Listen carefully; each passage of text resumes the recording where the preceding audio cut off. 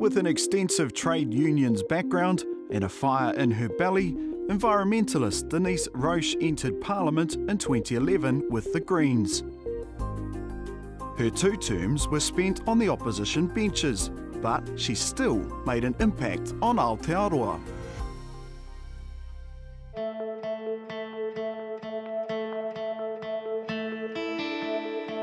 In 1868, the first Māori MPs entered New Zealand's House of Representatives. Today, there have never been more Māori in Parliament. They span the political and cultural spectrum and continue to leave an indelible mark on our political landscape. In this series, we'll explore the legacies of former Māori MPs as they reflect on their time in politics. I'm Scott Campbell, communications specialist and former political reporter. This is Matangireia.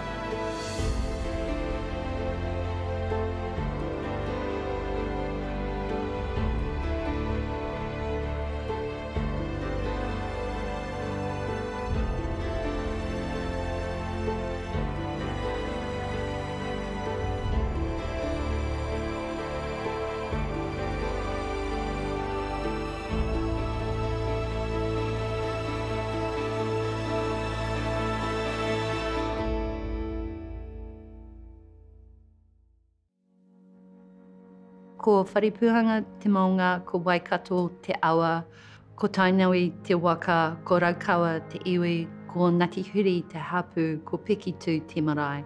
Ko John Stansfield taku huarangatira, ko Matariki rau ko Joe, o ko Tamariki, ko Denise Roche taku inua. Good to come back. Good to come back for this, and you know, this is the ceremonial house. This room is the ceremonial house, but the buildings themselves are as well. So the last time I was back here was a month ago for the Pike River Memorial, and I was here representing my union. I want you to take me back to your childhood. So you were born in Tāmaki. You have whakapapa te raukawa and a large whānau. Tell me about that. Paint a picture. What was your childhood like? Yeah, I'm the 8th out of 9 children. So my parents were married in the early 1950s. And my dad is one of 15 children, and I'm one of 9. So it's obvious that there's some Catholic upbringing there. So there's 2 older brothers and then 6 girls and then a younger brother as well. So I'm the youngest of the girls. We moved to Hamilton when I was about 3 or 4. Dad was on the railways, so that was a nice secure job which provided housing. And if you've got that many kids, then it's a good thing to do. But the railway union was also a community that kind of looked after each other. So we had a big family, but we belonged to like all the other kids and all the other families in the street, in Makumako Street in Frankton, where I grew up. So were you essentially born into that type of union movement from the start? Yeah, I was actually, and Mum did a range of jobs. Mum went back to school as an adult student and got her school C, which enabled her to get quite well-paid admin jobs. But she'd also worked as a bus driver and as a fruit picker. So, I mean, just with that many kids, you just needed the money to bring us all up, I guess. What did that sort of lifestyle do for you as far as setting out your future? So a big family, and I imagine constantly trying to get attention from mum and dad or from each other. What did that do for you? I learnt really early on about power structures. With that many people, you're constantly competing to get heard, so it's quite like being a politician. It's a good training. It's also where I guess I learnt the basics of unionism, which is about collective action. That if you want to offset the power, or whoever's got the power, you're going to have to build up some numbers in order to do it. Then that's the basics of unionism. But also I learned about politics and unions and you know, what was happening in the world from the discussion around the dinner table. Both my parents were union members. Dad was a Labour Party member. Mum pretended to be a Labour Party member because Dad had signed her up, but apparently she let him know when they separated eventually after many years of marriage that she'd never voted Labour. I think she probably would have voted Green if she was still alive. And so what were some of those conversations, and what do you remember about those conversations? I remember takaparawa. That was a really big issue, so the stuff that was going on the TV and the land rights. So that was happening, I think, in the Muldoon years. And my dad just hated Muldoon. And I think there was quite a lot of union action around that time as well. Of course, I remember the 81 tour. I was 18. I'd left home by then, but that was a big issue that we all discussed whenever we were home, and with Dad being on the side of the protesters and nearly everybody else being opposed to that, apart from me. The discussions were frequently around workers' rights, around what was happening to education, although education wasn't really a focus in my family. What about te reo and tikanga? Was that a part of your early upbringing? No. Well, it's really interesting because it's really only since my dad passed that our wider family, including his brothers and sisters, have connected to our marae. And we always knew that we were Māori because our grandmother, if she was scolding us, would generally do it in te reo. But my dad didn't have te reo. And in fact, my aunties, some of my younger aunties, had never been on to the marae. And he'd never been on to the marae before he passed either. So we knew we were Māori, but I have to say my dad was racist as well. He'd been brought up, and I think his grandmother had insisted that we pass. And I think in the 50s and the 60s and the 70s, it was a very racist time in New Zealand. I mean, it still is. But I think there was a wish from that older generation to get at the most that you could. I feel a sense of sadness as you talk about that, and I want you just to, if you can, explain to me a bit about your message there of your father being racist. What do you mean by that? Well, it was interesting. He always said he didn't want me going out with a Māori boy because they didn't treat women very well, but I think he was speaking from his own experience of himself more than anything. And I think he was also thinking about the times and how men treated women anyway. It wasn't very nice in the 60s and 70s, the way men treated women. And there was a lot of violence in my upbringing, a lot of domestic violence as well. So it kind of doesn't surprise me.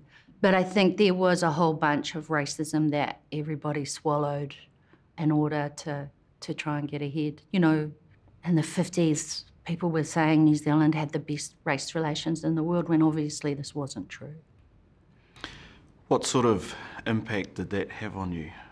It was actually when I had my children, and I had my children late, you know, my 30s, that I started to recognise that whakapapa matters. And, you know, by then it was the 90s and we'd come through the 1981 tour, the renaissance of te reo and tikanga Māori, the advent of Māori TV, and there was the movement for kohanga reo. And that's when I started, and my father had already started his journey to connect with his whakapapa. Who were your influences? Who did you look up to at that point, and who did you want to be? As a young person, I didn't really, my role models were really my older sister, Ennis, who was a storyteller, and she lives in Australia now. I always thought that I just wanted to be a nurse or something. Politics was not something I'd ever considered. And when I was 21, I started working for trade unions, and I remember my mother being quite shocked and saying, you know, this isn't a job for a girl. And I mean, it was 1984, but it was still this sort of, you know, that's quite an unusual thing to be doing. And by that time, I'd put myself back through high school like she had to get my UE, and I was expecting to go to nursing school, but I just got a job as a union organiser instead. Did you change the world in the union movement? Don't know. We did do some major things. I worked in the front of house unions to start off with, which was people in cinemas and amusement parlours, if you remember those. Amusement parks and billiard halls as well. It was kind of quite a specific group of workers. I did massive back pay claims. I was in court, the employment court, for the first time with no legal background when I was 22, and I was growled at for having my hands in my pockets. But it was about some workers who'd been kicked out of their jobs, but they'd been kicked out of their houses at the same time. So it was like looking for some fair compensation for that. There's been some discussion that the union movement now is not relevant or not needed anymore because we have employment laws that are sufficient. What do you think about that? I think that the employment laws that we've got are really weak, and they've been weakened over the period of the last maybe 35 years. So since the late 80s, there's been a gradual erosion of rights. And those rights were hard won by generations of workers before us. And those, I think, were the lessons that I learned at the kitchen table with my parents about those rights being won, about the introduction of ACC. My father was one of the last people that I think the Railway Men's Union, as it was then, case they took for compensation after he'd been injured at work before ACC came in. So those kind of changes were things that were fought for by working people, not just by politicians. Have you always agreed with everything in the union movement? Oh, hell no. And I still don't. The union movement can be quite moribund. It's really just getting to grips now, only in the last few years, about climate change and about the need for a just transition. Overseas in Canada, the unions there have been way more onto it, but it's getting there. And so moving from the union movement into public office, was that just a natural progression? No, I retired from the union movement and went off and had babies and moved to Waiheke Island and lived on an organic farm off the grid, you know, absolute hippie with my babies in the sunshine. It's where I learnt to walk the talk about being green, I guess. Was that a reconnection, or why was it important to be there on the whenua? My daughter's father, John, he had this organic farm. It's a cooperative partnership. So we lived off the grid there for 9 years, you know, with the long drop toilets and the tank water and the solar panels. And it's just kind of where I learnt to be a bit more mindful about what's going on with the planet and the impact of what that will have on the future generations, because by then I had children and kind of figured it out that it wasn't just about me. And what was that like with your children living up there off the grid? It was challenging. They'll tell stories of, not having a TV and only having one appliance, which was the fridge. But they both kind of refer to it as a way of living that they enjoyed, I guess. The toilet was pretty scary. And it was through living on Waiheke that I started working in the waste field. And so for 7 years I ran a community campaign around waste minimisation. But in 2007, Denise Roche would run a different campaign, this time for the Auckland Council, spurred on by the proposed super city, which she believed would further weaken Waiheke Island's autonomy. One of your driving forces to get to that decision-making table was to have the ability to make decisions. Were you able to have that influence? Yeah, I think that's one of the biggest regrets in my political life, is that most of it I've been in opposition, and that was what happened right from the start. It was like really exciting to get elected, but it was a majority citizens and ratepayers council, and John Banks was the mayor. And John Banks had some serious reasons to really have a bit of hatred towards Waiheke, because we'd exposed some of his behaviour around a massive development plan for Mātiatia on Waiheke. So yeah, it wasn't the best way to enter politics, I have to say. And there were some major challenges during that 3-year term, not least the whole Royal Commission into Auckland governance and then the subsequent amalgamation. Has the super city failed? I think the super city hasn't delivered what it was expected to, which was cost effectiveness and cost efficiency and all that sort of stuff. And I think the reason it has not delivered that, and why I believe it has failed, is that the law of subsidiarity is that decisions should be made as close as possible to the people who are affected by them, and that those who are affected by the decision should be involved in the decision making. But as you get bigger and bigger and bigger and bigger, and the decision making control goes further and further and further away from the people, then the engagement drops. And we're seeing that in the voter turnout for local government, and I think we're seeing that in the quality of development and the drop in council services across the super city area. Were you going to always be in the Green Party as opposed to the Labour Party or another one? Yeah, that's really interesting. I mean, I have spent something like 20 years of my adult life working in the trade union movement, and I've never been a member of the Labour Party. And the reason for that is nobody ever asked me to join. And I used to teach recruitment within trade unions, and the first thing about recruitment is people have to be asked to join. No one ever asked me to join the Labour Party. I think people just assumed.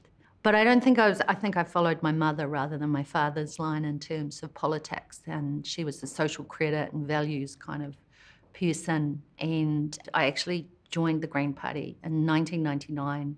And where I lived was a political base as well. Russell Norman lived out the back on the farm. He was doing his PhD. Leila Hare and her husband were partners in the farm. There's often, I guess, an observation or a perception that the Greens are made up of social justice on one side and conservation on the other, and there's a tension between those two. Is that true? I don't know. I think it was Ricardo Menendez March, his maiden speech, who said that you cannot have climate justice without social justice. You cannot have the environment without the people. And that's why the work that I've spent most of my adult life doing, either in trade unions or in the waste sector, about minimising waste and the impact on the environment, I think they go hand in hand. When you came into Parliament in the 2011 election, you're up against the now Right Honourable Jacinda Ardern. What was campaigning like for your first general election? Well, I'd been a ring-in in 2008 when Judith Tizard lost that seat to Nikki Kay. And Nikki Kay had campaigned mercilessly, and she'd had Michelle Bogue as her campaign mentor and manager. I was campaigning for the party vote. There was no way I was going to get in anyway.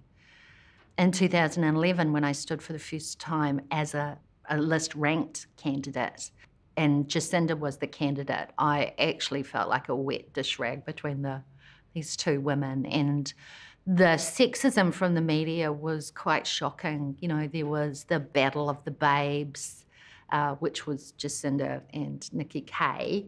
There was a cartoon of the three of us on poles going, and it was called pole dancing. I was kind of perturbed by the scrutiny, and both of them were sitting MPs, so they were both very polished, and they were both, you know, top of their game. Facing that type of scrutiny and sexism, why would you continue? At some point, did you decide, actually, no, this is not the right place for me? Yeah, no, I questioned it constantly, actually. The reason you continue is because you're on the list, which means that there are hundreds, if not thousands, of other people who've put you there. And it's that thing, right? You don't stand on the pipeline alone. If you're a leader, if people aren't with you, then get out of the way. You're not a real leader. And so even just getting to that position felt like a privilege, because I'd been put there by my party. So it makes a difference, I think, when you've got that behind you. So despite some of those really challenging moments, your sense of responsibility made you feel like you had to just stay there? Yeah, and it was kind of like I really believe in the kaupapa of the Greens and wanting to make those changes that we have to make around dealing with the inequality and dealing with the environmental issues and dealing with te tiriti o Waitangi and getting it, practically recognised and honoured on a daily basis. All those things come together to pull you and to keep you motivated. So you get to Parliament, and anybody who has worked here knows that it can be a fairly lonely place at times. Yeah. And you get sucked into the bubble. What did it feel like for you getting here? I remember arriving here on my first day and I was broke. I was not well off.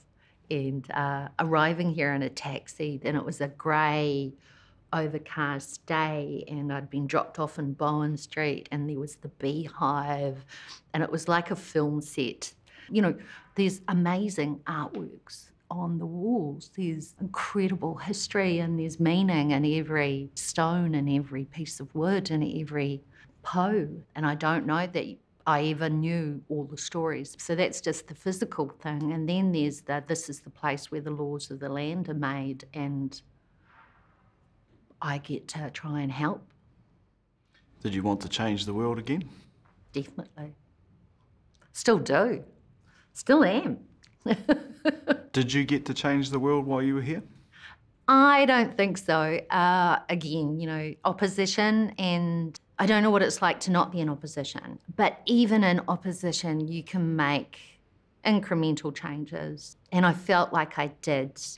And the way you do that is you work with the communities who want you to be there to pressure the majority government and try and work for consensus, or at least try and work for a majority across the House. It was a style of politics that I had to learn, but I absolutely loved the working with communities of interest to try and affect change. So an example would be working with the organisations that were lobbying for an increase in the refugee quota and actually managing to convince the government to increase the refugee quota, which they did. It had been set at 500 places for 18 years or something, and they increased it to 750, and it's subsequently been increased as well to recognise the fact that we hadn't kept up. You said you loved working with different parts of the community and the like. What about when National reached out to the Greens? Did you love working with the National Party? And you talked about pressuring or hoping that the majority side of Parliament would take on board some of these incremental changes. Well, they did. They did there. And they did there because they saw that the public momentum had built up to the point where they could no longer do nothing. Similarly, the zero contracts changes that we brought in under National, and it was like a change to the Employment Relations Act, which they were doing all sorts of shitty things with that. But we could actually push through a change which meant that we outlawed zero-hour contracts because of the momentum that had been gathering and the union movement that we'd been working with. There are some good National MPs, like Chester Burrows in human rights was really outstanding. Describe John Key to me.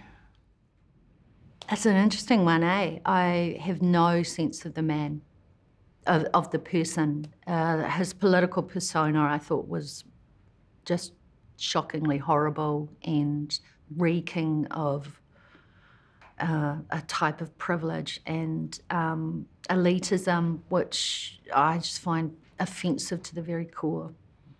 He was a very popular Prime Minister, though. Do you think he duped people? Yeah. I think people like, a jokey white guy who's going to make you chuckle and, might be useful on the barbecue kind of guy. But he was deeply offensive to so many people, so many times. And the result of his leadership of the National Party was increasing homelessness for people, particularly Māori. You see it in Auckland all the time. And increasing poverty, increasing inequality, increasing restrictions on your civil liberties. And He sold our laws to international companies like Sky City for the convention centre, like Warner Brothers with The Hobbit. Wrap him up in one word for me. Prick. Were you frustrated here? Yes. Frustrated, scared, exhilarated, privileged. Yeah, frequently frustrated.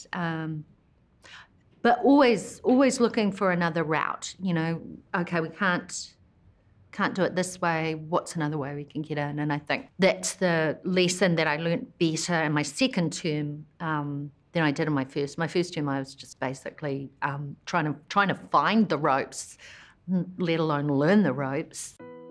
But Ms Roche learnt to use her platform.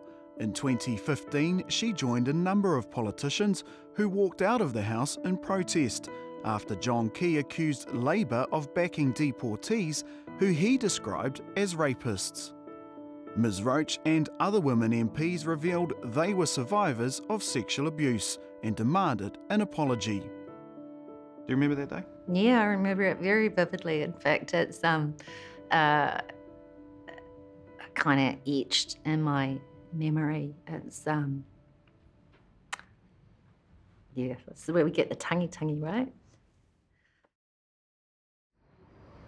You know how I said that John Key was a prick? That was why. I'd gone with Jan Logie and Gareth Hughes. We'd gone to see the Speaker to ask him to get John Key to apologise for saying the things that he did, which he said that those of us who were advocating that New Zealanders who were detained in Australian detention centre facing deportation back to New Zealand, that anybody who was trying to support those people supported rapists and murderers. And he used the term rapist several times. And we had asked the Speaker to get him to retract it. The Speaker came back and said, you should have raised it at the time. You should have been thinking on your feet and raised it in the House. And so he couldn't ask him to apologise, which is actually, it was just a lack of goodwill on the part of the Speaker's part. So we devised a strategy where the women would start asking these questions in the House, and it was between us and the Labour Party women. And so, yeah, I think Marama had only been in the job about 5 days. And yeah, so she was one of the people who stood up as well. And then we all left. Nateria was the person to lead it, which I thought was incredibly brave. And it was standing up in the House and saying, as a person who has experienced sexual abuse, I want you, Mr. Speaker, to ask the Prime Minister to apologise. While no apology was made, Ms Roche says taking the stand with her colleagues over sexual violence was one of her most significant moments in Parliament. I think it was important for us to, one, let Parliament know that it's actually not okay to use those words, to call someone supporting rapists, or to diminish the whole issue of sexual assault, which is what he was doing. It was also important for us to be able to, and when we talked about it, do we disclose this? This is, you know, this is where you get the mad, sad and bad kind of reputation from. Oh, she survived sexual abuse, she must be completely up.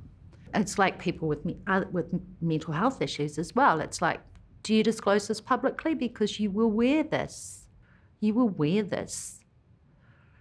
And people will judge you and make decisions about your behaviour based on their knowledge of this if you disclose it. So disclosing it was a big deal for all of us. But 1 in 4 women are affected.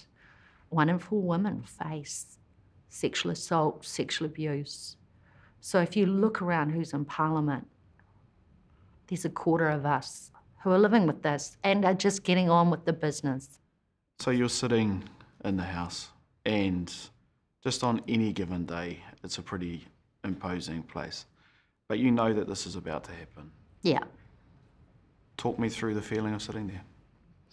Oh, it was really, really panicky. I remember feeling really panicky. I rang my sister before I did it and said, because ours was family sexual abuse, and said, I'm going to do this. And she said, it's your story. you can do with your story what you want.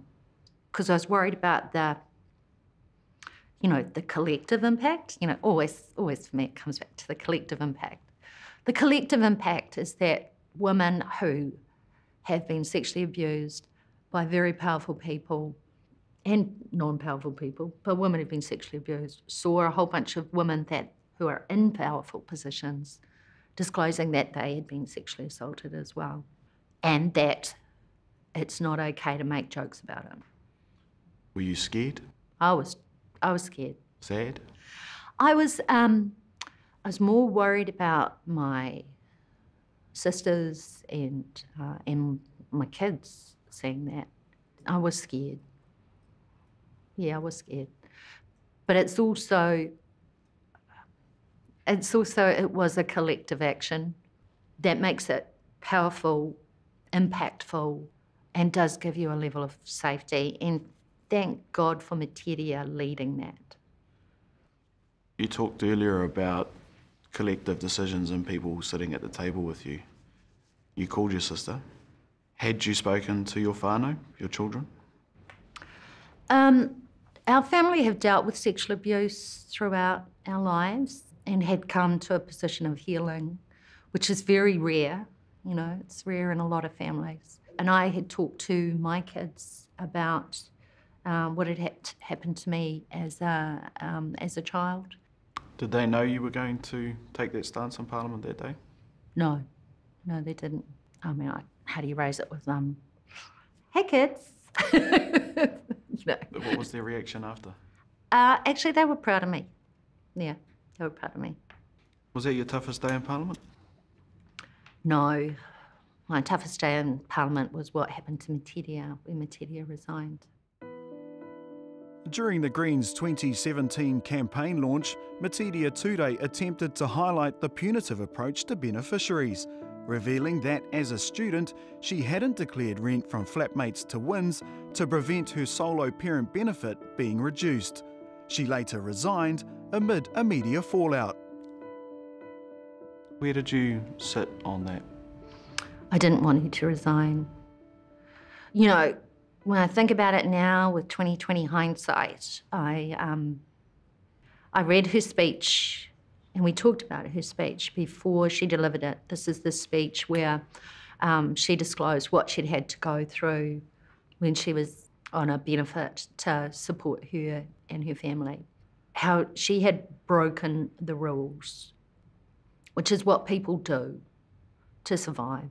And now I think if we could have foreseen the kind of backlash and the pushback and the harm it would cause her and her family personally, I wish we had have thought that through better and been able to protect her. Because none of us thought that it would destroy her career. None of us thought that she wouldn't be there after the next election as a result of her making that speech. There were 3 days of pretty intense scrutiny, particularly on Materia. What were some of those dark moments like? Oh, I just remember,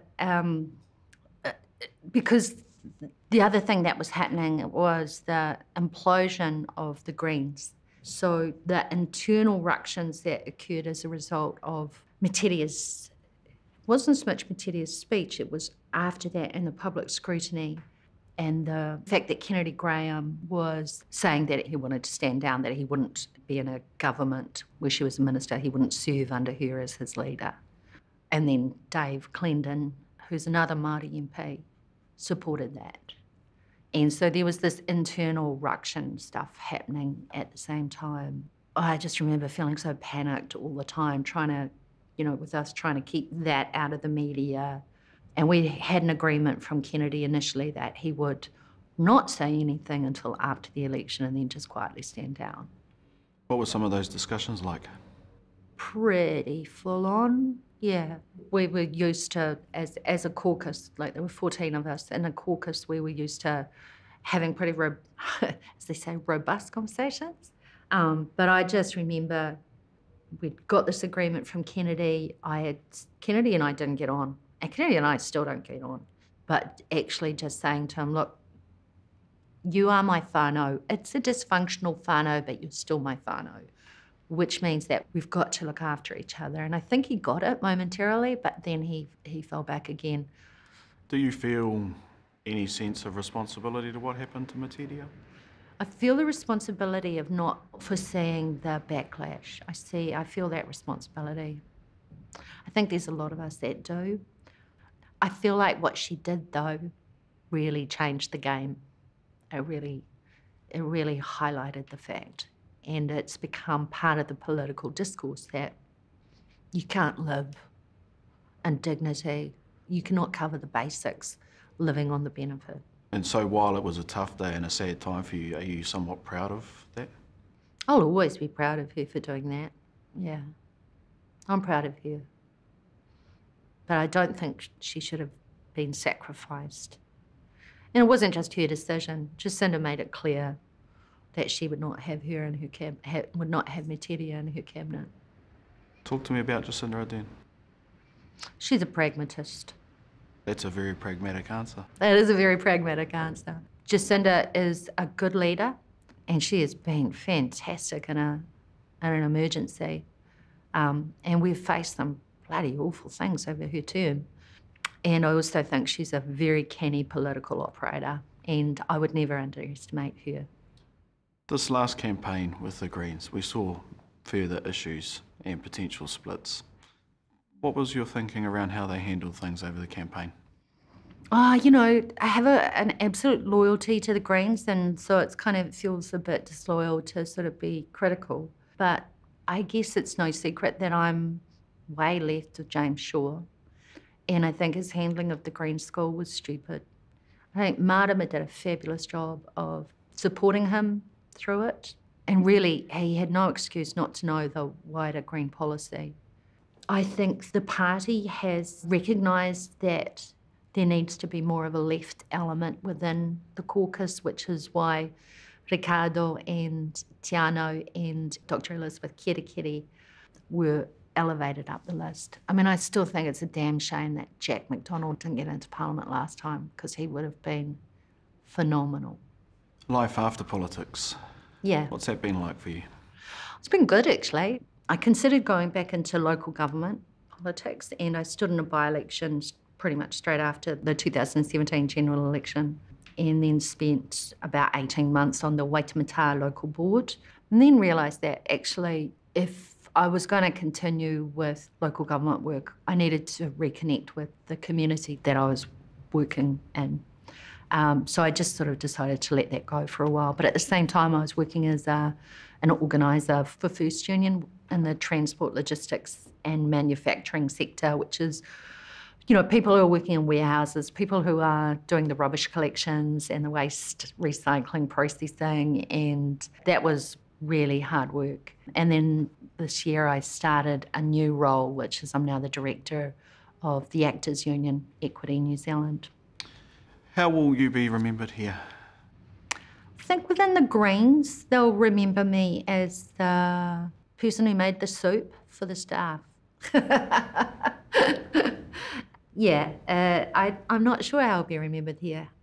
I was the chair of the Māori caucus, and that was a role that I picked up when Marama came on board in 2015, and we'd finally got enough Māori MPs within the caucus to have a bit of momentum or something, and devised a work program of actually connecting better and deeper with our Māori communities. And I'm really proud of some of the work I did there. And within the Greens of having our first Turupu Pounamu hui in 10, 15 years and hosting that on Waiheke.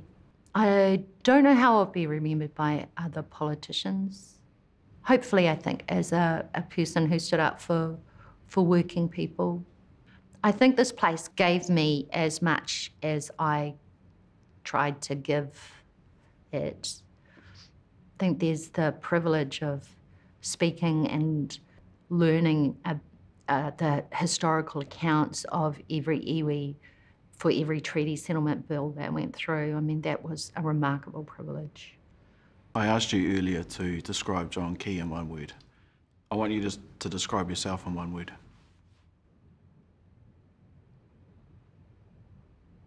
I'm committed. Yeah, it's committed. But I think every MP who comes here is committed. You know, every MP comes here wanting to make a change, you know, wanting to make their mark, wanting to change the world for the better. And even the ones that are in parties that I would never consider, you know, voting for, I think even they want to as well. So, yeah, we do our best. Today is a big day for you and your whānau because your daughter is graduating degree in Te Reo Māori and Māori Studies. That must feel like an achievement, not just for her, but one for you. What's your message to her? Oh, I'm going to go tangi. Yeah. So my kids, both my kids have got, are now connecting with their reo and with their Māori whakapapa, which is really awesome. My boy Joey works at Te Arawhiti. And then today, of course, Matariki graduates in Te Reo Māori and sociology with a minor in Māori studies. And I guess my message to them is that they have the opportunity to learn more and be more connected to our place and to our country as well as a result of that whakapapa. My generation who were not raised with te reo, at least with my kids, they had more of that. How proud are you? I'm so proud of them. I'm so proud of Mata, you know, and I'm really proud of Joe as well. I kind of feel really sad that my dad didn't get to see this and that my grandma didn't get to see that her lineage and her whakapapa is coming through. And you can see it in generation after generation. And my kids were so much better prepared for the world than she was able to enable her kids to be. So it's this healing, I guess, of a loss or a disconnection that happened between the generations. And that, to me, feels like a really personal thing and something to be really proud of. Kia ora. Kia ora.